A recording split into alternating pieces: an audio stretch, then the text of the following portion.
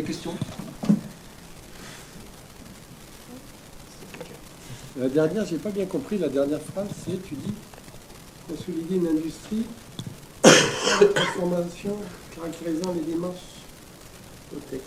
Tu peux revenir là-dessus? Oui, alors... Ce que tu viens de faire, mais... non, mais j'y reviens volontiers. Donc effectivement, j'ai écrit consolider une industrie sans la transformation caractérisant les démarches low-tech.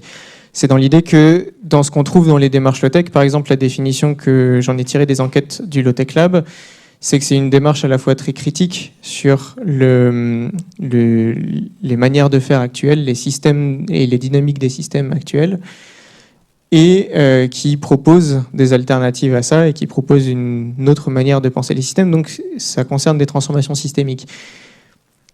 Et donc le risque de considérer, d'approcher les démarches low-tech pour leur potentiel à réduire les vulnérabilités, c'est de se contenter donc de réduire ces vulnérabilités, de réduire une dépendance ou de réduire une vulnérabilité sans vraiment transformer le système plus général dans lequel l'industrie s'insère. Natacha, oui. Oui, merci pour vos présentations. J'étais intéressée par Canal 16 Lab. Oui. À Saint-Étienne, il y a une entreprise un peu comme ça qui fait des traitements de pluie à partir de tampes usagées. Non, je connais pas.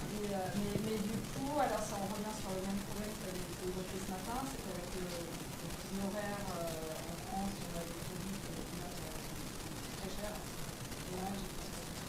Et je me demandais si Canal 16 Lab avait cette problématique et quel type de produit il faisait.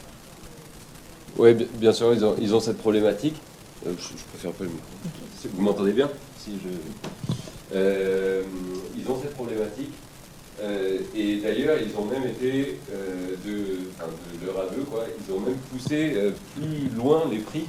Ils ont augmenté les prix par rapport à la marge qu'ils voulaient faire réellement pour justement se démarquer de Decathlon, disons, du produit Decathlon, en positionnant leurs produits comme quelque chose fait à la main, fait en France, etc.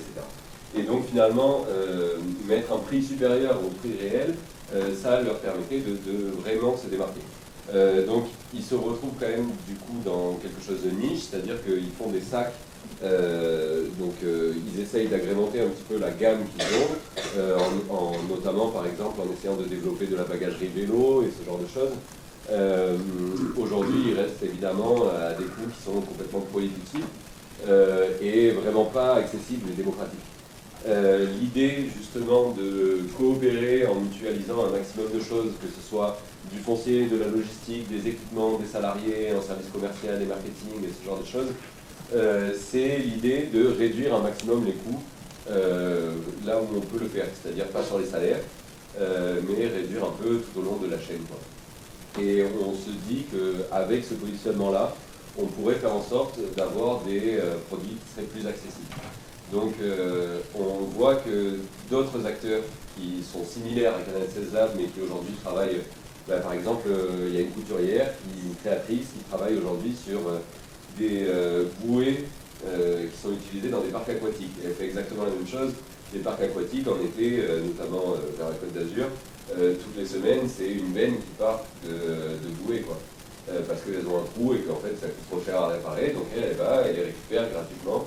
Et elle en fait tout un tas de trucs, avec les mêmes outils que ceux de Canal 16, mais en payant son propre atelier, en payant sa propre logistique, etc. Et donc finalement, on se dit qu'en mutualisant un maximum de ces coûts-là, on va arriver à faire en sorte de baisser ce prix et à rendre le produit accessible. Mais il y a une structure qui fait, parce que c'est un peu du portage salarial que tu parles là, ça peut être une même personne qui pourrait travailler pour plusieurs boîtes. Ouais, justement en fait ça c'est des modèles qui dépendent effectivement des acteurs et de leur volonté, de leurs contraintes et de leurs objectifs. Là aujourd'hui je ne pourrais pas dire exactement quel serait le modèle et la structure qui va se mettre en place pour la valorisation textile. Mais je peux parler de Coopter, donc celle pour le bâtiment, et effectivement on a une mutualisation de certains services qui sont portés par une structure donnée. Et donc la structure donnée, c'est ce que je disais, c'est une société coopérative d'intérêt collectif qui regroupe en fait plusieurs typologies d'acteurs. On en parlait rapidement ce matin, mais dans les typologies d'acteurs, il y a les bénéficiaires, qui eux ne sont pas salariés de la structure, mais qui vont bénéficier de la mise en place de cette structure. Il y a des partenaires autres et il y a les salariés. Et les salariés, finalement, ils assument tous les services qu'on veut mettre en commun et où tous les bénéficiaires, ou la plupart, ou une majorité des bénéficiaires disent oui, ça on en a besoin. Par exemple, là, on va avoir une plateforme pour faire du réemploi, de la valorisation de matériaux issus du réemploi dans le BTP, de la mise en œuvre de matériaux biosourcés ou géosourcés, avec des artisans indépendants, des archis indépendants, des organismes de formation qui vont pouvoir utiliser le plateau technique, etc. Et finalement, les services qu'on a décidé pour l'instant de mutualiser, alors évidemment c'est évolutif et graduel, mais il va y avoir un service évidemment d'intendance qui va être mutualisé. Après, il va pouvoir y avoir un service de gestion du stock, un service d'entretien des machines, un service, un service administratif aux artisans, qui aujourd'hui, c'est un peu comme une CAE, une coopérative d'activité et d'emploi, mais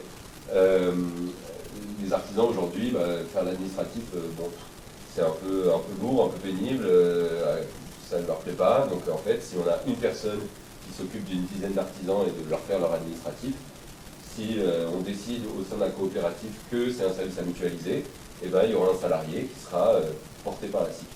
Voilà. Et ce système, cette structure juridique de SIC, et j'en profite pour dire aussi que les SIC, c'est forcément des sociétés commerciales, donc il faut choisir SIC SA, SARL, SAS. Cette structure de SIC, elle permet ça justement facilement, une mutualisation de services via du salariat. D'autres questions? Mesdames, merci beaucoup. Avec plaisir.